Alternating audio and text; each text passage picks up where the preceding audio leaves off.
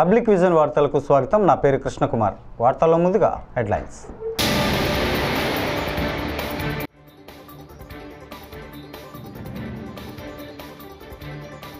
జగన్కు రాజ్యాంగ విలువలు తెలియవు, రామ్మోహన్ నాయుడు.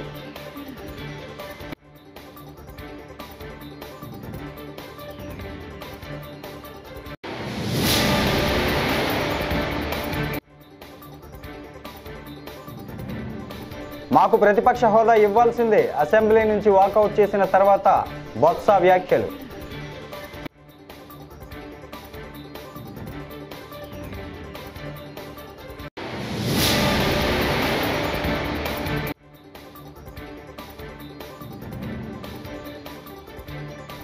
జనసేన కంటే ఒక సీటు ఎక్కువ వచ్చినా వైకాపాకు ఆ హోదా దక్కేది, పవన్ కళ్యాణ్.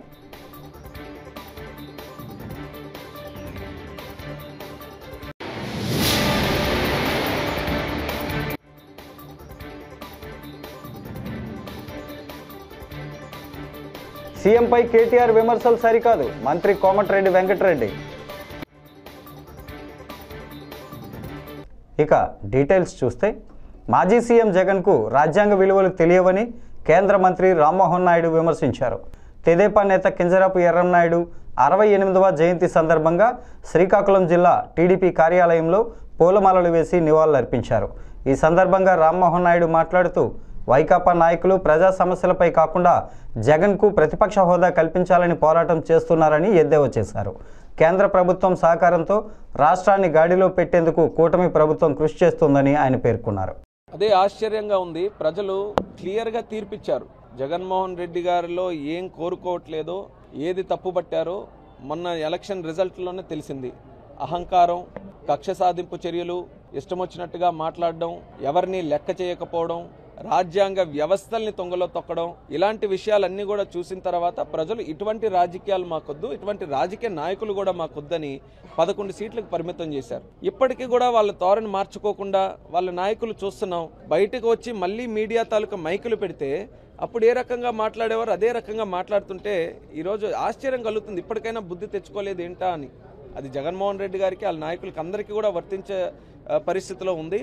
ప్రజలు ఇప్పటికీ కూడా మర్చిపోయారన్న ధోరణిలో ఉంటే మళ్ళీ ఇదేదో హంగామా చేసి మేము కూడా ఏదో చేస్తున్నా అని చెప్పడానికి ఇలాంటి కార్యక్రమాలన్నీ కూడా చేస్తున్నారు. ప్రజలైతే ఎవరు హర్షించట్లేదు. ఇప్పటికీ కూడా చూస్తే వాళ్ళ పోరాటం దేనికోసం పోరాటం, వాళ్ళ నాయకుడికి ప్రతిపక్ష హోదా రాలేదంటే దానికి పోరాటం. ప్రజల సమస్యలు అక్కడ మాట్లాడడం కాదు, నాయకుడు ప్రతిపక్ష హోదా రాలేదని డే 1 నుంచి. అలాగే మొన్న కూడా చూసాం, ఆ నాయకుడికి Z+ సెక్యూరిటీ రాలేదని. అంటే వైఎస్ఆర్ కాంగ్రెస్ పార్టీ వ్యవస్థ అంతా కూడా జగన్మోహన్ రెడ్డి గారి తాలూకు సమస్యలు ఉన్నాయి ఏంటంటే దాని గురించే పోరాటం తప్పితే, ఆయన ఆలోచనలు ఏమున్నాయి దాని గురించి పోరాటం తప్పితే పబ్లిక్ అందరికి కూడా మర్చిపోయారు. ఆయన జగన్ ఏదైనా చెప్తే దాని పరంగా ఏదైనా మాట్లాడడం, ఆయనకి ఏదైనా ఇబ్బంది వస్తే వీళ్ళందరి వ్యవస్థను వాడుకోవడం వాళ్ళకు ఒక అలవాటుగా మారింది. అదే మనం చూస్తున్నాం. ఇప్పుడున్న పరిస్థితుల్లో ప్రజలు కూటమి ప్రభుత్వాన్ని హర్షిస్తున్నారు. కూటమి ప్రభుత్వం చేస్తున్నటువంటి కార్యక్రమాలకి సహకారం అందిస్తున్నారు. 7 నెలల్లో ఎవరు ఊహించని విధంగా కేంద్రం నుంచి కూడా సహకారం తీసుకొని వచ్చి మళ్ళీ రాష్ట్రాన్ని గాడిలో పెట్టే పరిస్థితికి ఈరోజు చంద్రబాబు నాయుడు గారు కానీ, పవన్ కళ్యాణ్ గారు కానీ, నరేంద్ర మోదీ గారు కానీ ముగ్గురు కూడా దృష్టి పెట్టి రాష్ట్రాన్ని గాడిలో పెట్టారు. ఇప్పుడు వైఎస్ఆర్ కాంగ్రెస్ పార్టీ, జగన్మోహన్ రెడ్డి తాలూకా ఆలోచన ఏంటంటే రాష్ట్రం అభివృద్ధి చెందుతుంది, మళ్ళీ కూటమికి మంచి పేరు వస్తుంది, దాన్ని ఎలా చెడగొట్టాలి, law and order situation create చేస్తే వీళ్ళు ఏదో పెట్టుబడులు తీసుకొని రావడానికి అందరికీ పిలుస్తున్నారు కదా, వాళ్ళకి రాకుండా భయపెట్టదాం, ఉద్యోగాలు ఎవరికి రానివ్వకుండా చేద్దాం. ఇది జగన్మోహన్ రెడ్డి గారి తాలూకు ఆలోచన. అది ఎట్టి పరిస్థితుల్లో సక్సెస్ అవ్వనివ్వం. మొన్న ఎన్నికలు కోడ్ పెట్టుకొని కూడా ఏ రకంగా దాన్ని ఉల్లంఘిస్తూ చేశారో ఇవన్నీ కూడా చూస్తున్నాం. మళ్ళీ అది చేసిన తర్వాత కూడా నాకు సెక్యూరిటీ కావాలి ఇవన్నీ. అంటే అంత నాయకుడు అని చెప్పుకుంటున్నారు మాజీ సీఎం అని. రాజ్యాంగం తెలియాలి కదా, ఎన్నికల కోడ్ ఎలా వర్తిస్తుందో తెలియాలి కదా, ఎలా ప్రవర్తించాలో తెలియాలి కదా. ఇవన్నీ కూడా తెలియకుండా ఇండివిజువల్గా రాజకీయాలు చేస్తామనంటే ఆ రోజులు చెల్లిపోయినాయి. ప్రజలు కూడా ఈరోజు అలాంటి వాటికి స్వస్తి పలుకుతూ తీర్పిచ్చారు. ఎప్పటికైనా సరే వాళ్ళ ఆలోచన తీరు మారాలని కోరుకుంటున్నాను. ఏపీ బడ్జెట్ సమావేశాల నుంచి వైసీపీ వాకౌట్ చేసింది. గవర్నర్ ప్రసంగాన్ని బహిష్కరిస్తూ వైసీపీ అధినేత జగన్ సహా ఆ పార్టీ సభ్యులందరూ సభ నుంచి బయటకు వచ్చేశారు. అనంతరం జగన్ తన వాహనంలో అక్కడి నుంచి వెళ్లిపోగా అసెంబ్లీ మీడియా పాయింట్ వద్ద వైసీపీ ఎమ్మెల్సీ బొత్స సత్యనారాయణ మాట్లాడుతూ వైసీపీకి ప్రతిపక్ష హోదా ఇవ్వాలని సభలో నినదించామని చెప్పారు. సభలో ఉన్నది రెండే పక్షాలని, ఒకటి అధికార పక్షమైన కూటమి, రెండోది ప్రతిపక్షమని చెప్పారు. ద్వారా ప్రజల పోతాం, ఇంకా అవసరం ఉంటే క్షేత్రస్థాయిలో పోతాం, పోరాటాలు చేస్తాం, ప్రభుత్వాన్ని చొక్కా పుచ్చుకొని దాని వీధిలో నిలబెడతాం.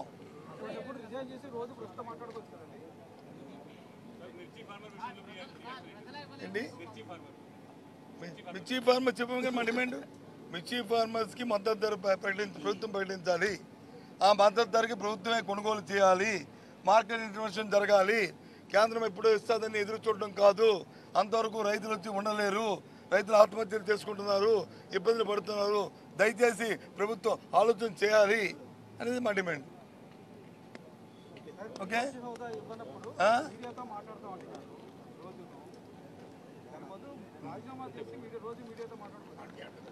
మేమేం చేయాలో మాకు తెలుసు. ఏబిఎన్ మాకు చెప్పక్కర్లే, మాకు ఏం చేయాలో మాకు తెలుసు. మాకు ప్రజల తరపున ఏ విధంగా మా గొంతు వినిపించాలో మాకు తెలుసు, ప్రజల తరపున ఏ విధంగా మాట్లాడాలో మాకు తెలుసు.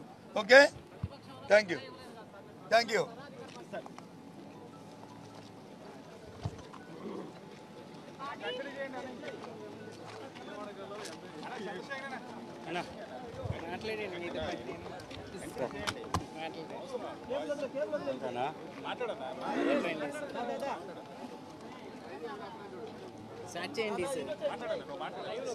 అందరికీ నమస్కారం.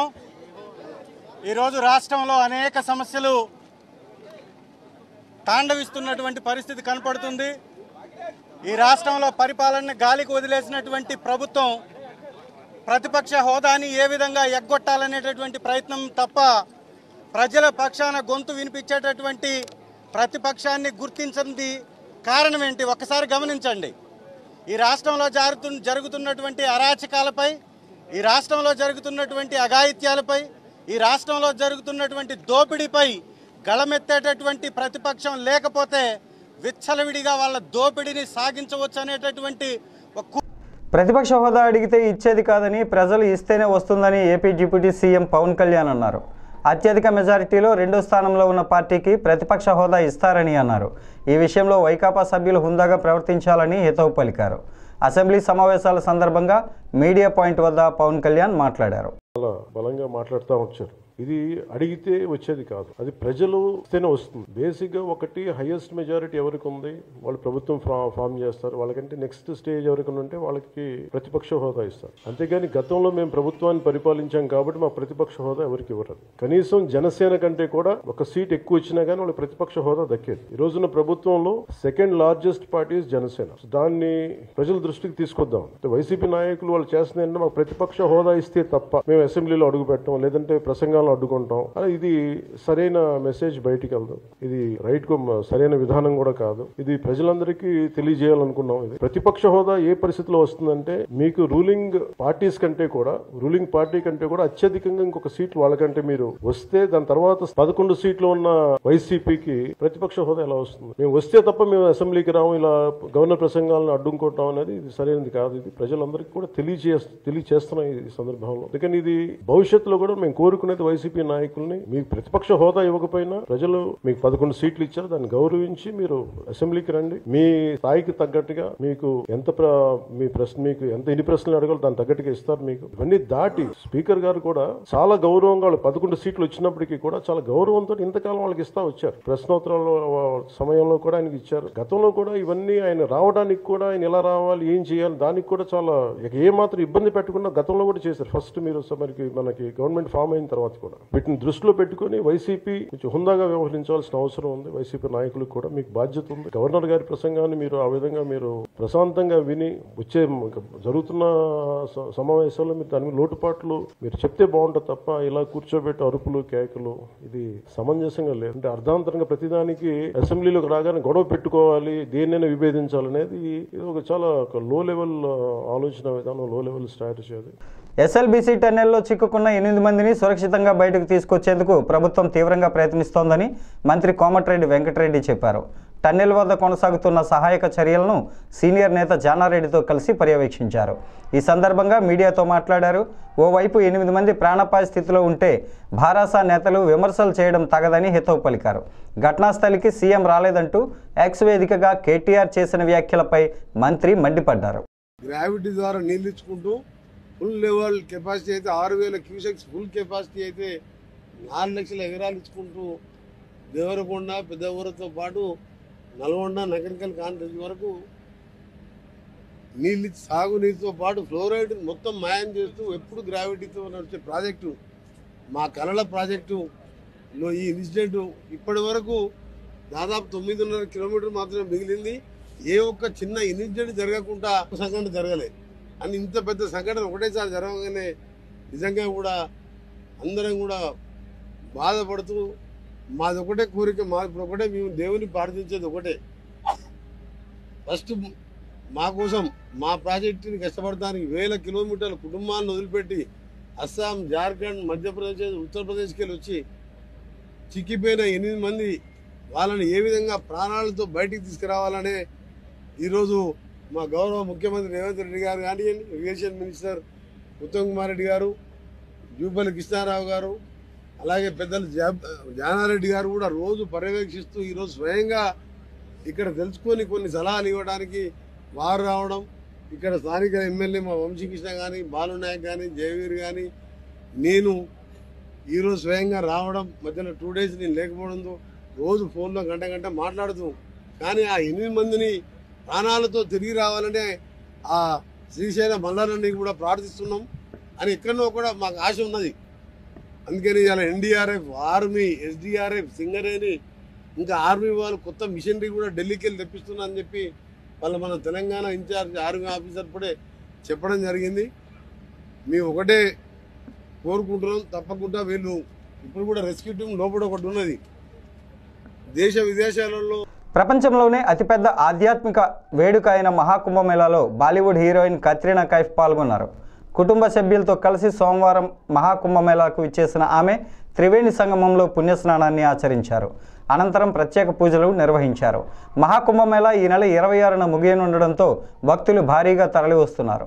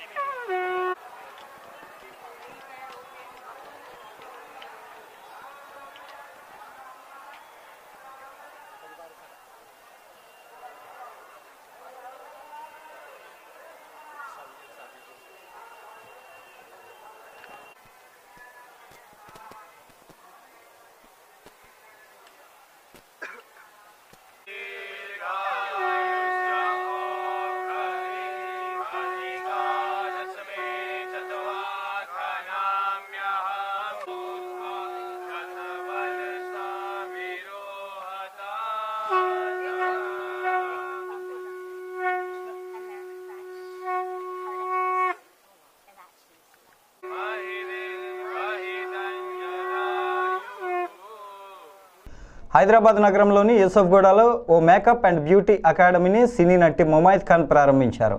అనంతరం మీడియాతో మాట్లాడారు. సినీ రంగంపై మక్కువతో తన అభిరుచికి తగిన విధంగా ఈ బ్యూటీ అకాడమీని ప్రారంభించినట్లు తెలిపారు. ఆసక్తి ఉన్న యువత ఈ అకాడమీలో నిపుణుల సమక్షంలో శిక్షణ పొంది ఉపాధి అవకాశాలు పొందాలని సూచించారు. in and out, just working and just so adi naku chala ishtam, makeup, hair, outfit, all of that naku nizanga chala ishtam. So that's why, and I'm a creative person, so because I'm a creative person I thought I need to give something back, and anduke Hyderabad ki icharu, because I don't wanted to give back, go back to Mumbai. I didn't want it to, because kani nenu 18 years ki unnanu aa time ki Hyderabad ki vacharu. My first song on Swami movie with Sri Kalyan Garu, I have done a song. So from that time, I should say my age or I don't know, but I'm very proud that I'll be 40 this year. So this time, I definitely want to give back what I earned from Hyderabad. That is the reason why I want to just open this and give my best, 100%. Love, I want everybody to die and come here in Hyderabad. I want to make a good brand, like wherever it is, okay, oh, it's in V, like where is V, like Hyderabad. Nowhere else. Dream. What I've been dreaming from last 7-8 years. So I personally feel this is my final exam from whatever after the break, either this is going to make me or either this is going to break me. So dan kosame I gave my 100% from last 17 months nunchi homework chestune unnanu to make this brand and this platform the best.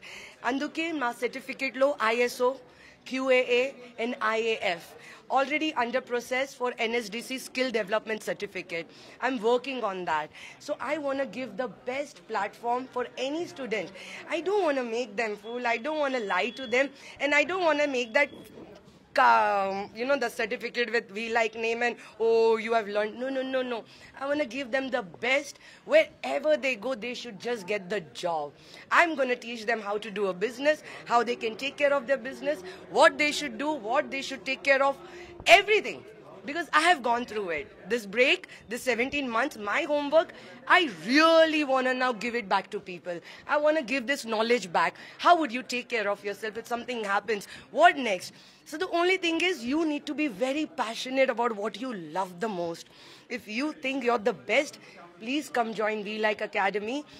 I can't wait to see you guys and I really want you all to enroll it. Kani We Like is for everybody. It's for guy, girls, gays, LGBTQ, A+, X, Y, Z. Every requirement.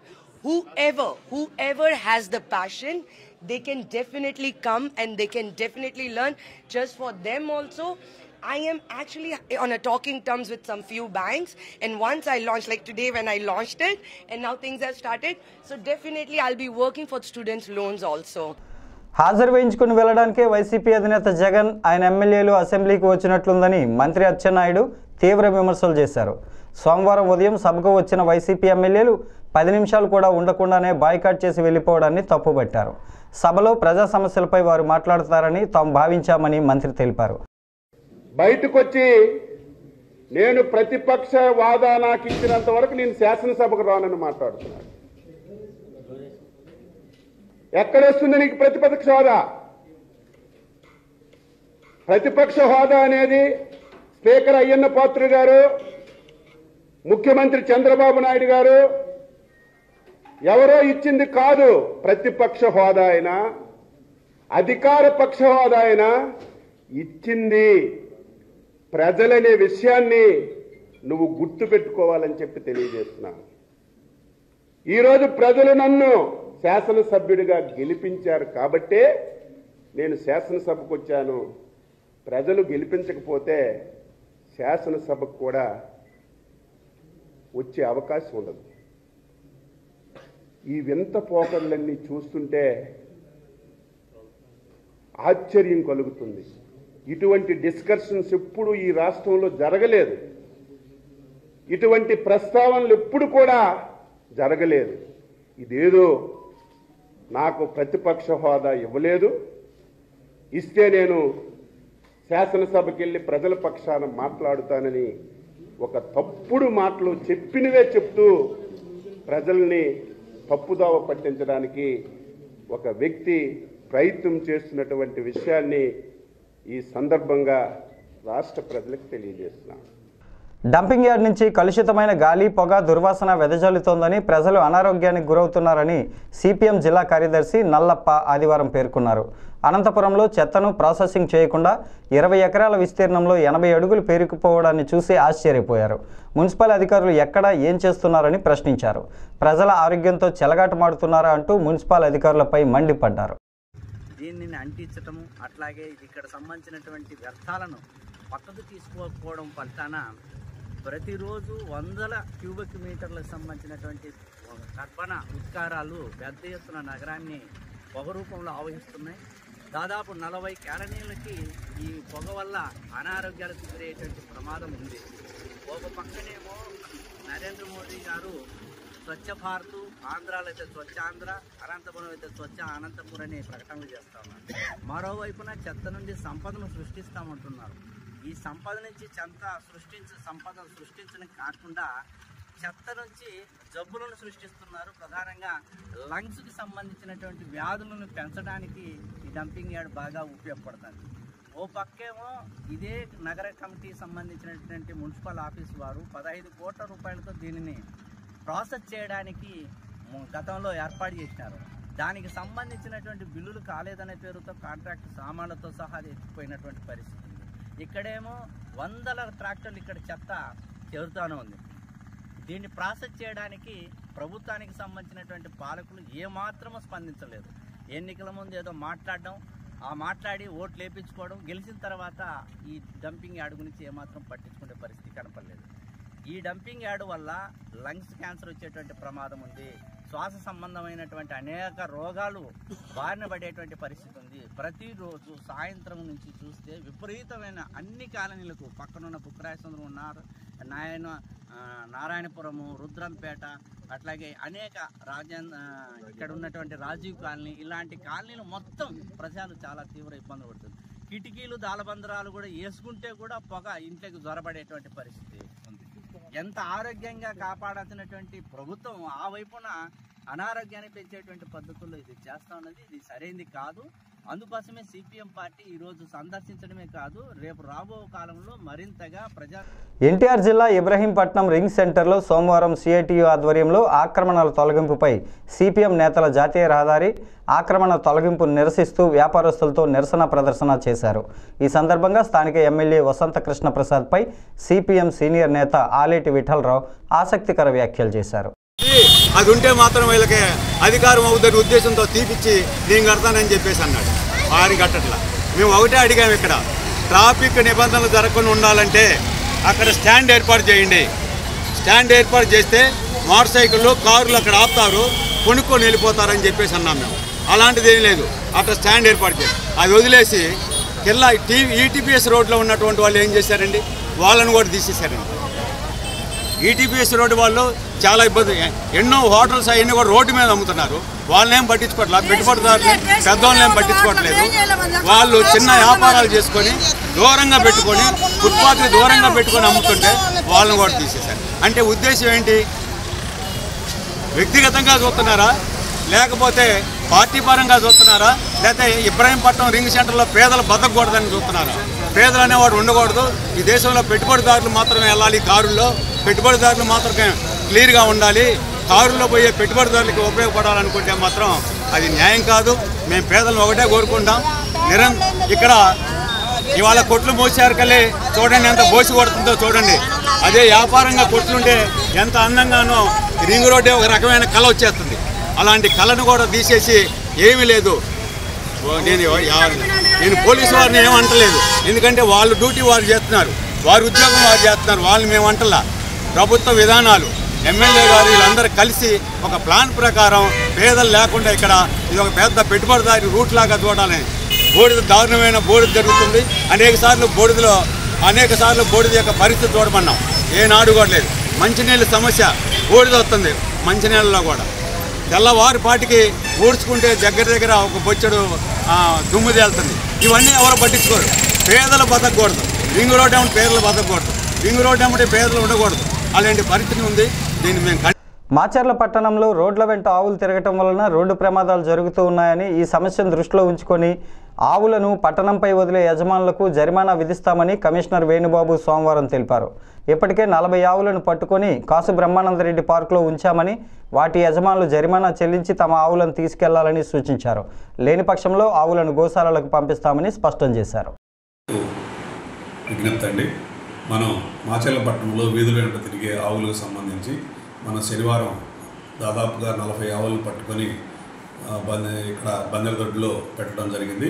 వాటన్నిటికి కూడాను మనం అన్ని సదుపాయాలు, మేత, నీళ్లు అన్నీ ఒక వర్కర్స్ని ఇద్దరు పెట్టడం జరిగింది.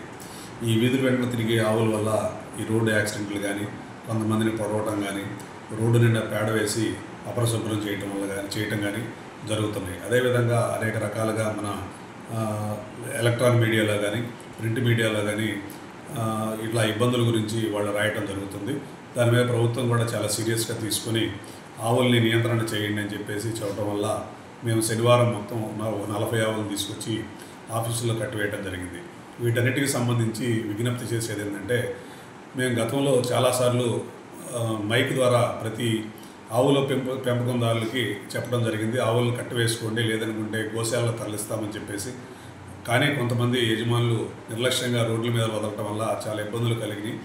దాని ప్రజల నుంచి వ్యతిరేకత వచ్చినందువల్ల మా మున్సిపల్ సిబ్బంది 40 ఆవులు తీసుకొచ్చి కట్టేశాము. ఎవరైనా మీకు సంబంధించిన ఆవులు ఉంటే అపరాధ రుసుము మొదటి తప్పుగా భావించి అపరాధ రుసుము కట్టించుకొని తీసుకుని వెళ్ళాల్సి కోరుతున్నాను. లేదనుకుంటే సంత ఆవులకు సంబంధించిన గోశాలకు తరలించడం జరుగుతుంది. ఇంకా 2 రోజులు చూసి మహాశివరాత్రి పర్వదినాన్ని పురస్కరించుకుని పుణ్యస్నానాలు ఆచరించేందుకు గోదావరి నదికి వచ్చే భక్తుల సౌకర్యార్థం గోదావరిలోని నగరపాలక సంస్థ అధికారులు తాత్కాలిక మరుగుదొడ్లు ఏర్పాటు చేయాలని విశ్వేశ్వరరెడ్డి డిమాండ్ చేశారు. సోమవారం రాజమండ్రి మార్కండేయ ఘాటు వద్ద గోదావరి పరిరక్షణ సమితి సభ్యులతో కలిసి ఘాట్ను శుభ్రం చేసే చర్యలు చేపట్టారు. భక్తులకు నగరపాలక సంస్థ అవసరమైన ఏర్పాట్లు చేయాలన్నారు. మనకి మహాశివరాత్రి, రాజమండ్రిలో మహాశివరాత్రి అంటే చాలా పవిత్రమైన రోజు. లక్షల్లో రారు కానీ వేలల్లో వచ్చి స్నానం చేస్తారు. మరి ఈ వేలల్లో వచ్చి స్నానం చేసి జనానికే ఇక్కడ ఉన్న మున్సిపల్ కార్పొరేషన్ వారు కానీ లేకపోతే రెవెన్యూ వారు కానీ కలెక్టర్ గారు కానీ సరైన ఏర్పాట్లు చేయలేకపోతారు. ఎందుకంటే రేపు మళ్ళీ 2027లో మన రాజమండ్రికి పుష్కరాలు వస్తున్నాయి. ఈ శివరాత్రికే ఏర్పాట్లు చేయడంలో రేపు వచ్చే పుష్కరాలకి ఏ రకమైన ఏర్పాట్లు చేస్తారనే మాకు పెద్ద ఆందోళన కలుగుతుంది. లాస్ట్ టైం పుష్కరాలకే చంద్రబాబు నాయుడు గారు వచ్చారు. పుష్కరాలలో స్నానం చేసి ఒక 27 మందికి అందరినీ కూడా. ఈ వార్తలు ఇంతటితో సమాప్తం. నమస్కారం.